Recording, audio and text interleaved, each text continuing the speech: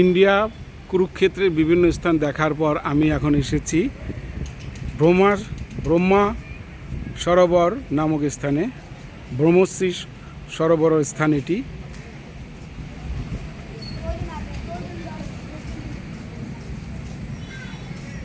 মহাভারতের নানা ঘটনার বলি এখানে ট্রাকাটার মাধ্যমে উপস্থাপিত হয়েছে।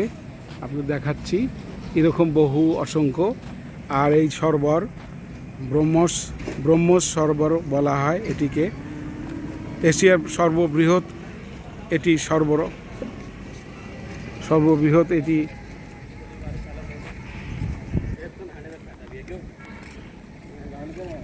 সরবরাহ। এটি বৃহৎ একটি স্থাপনা। আমি এখন ইন্ডিয়া। আজ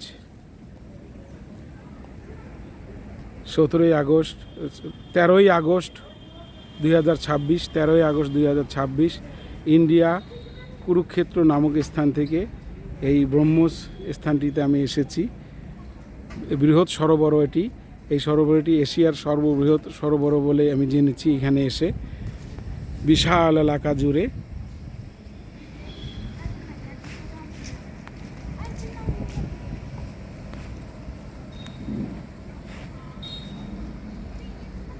এটি প্রধান গেট। এই গেট পেরিয়ে আসতে হয়। গণেশ রামায়ণ রচনা করছে সেটি দৃশ্য বলি। বিষ্ণু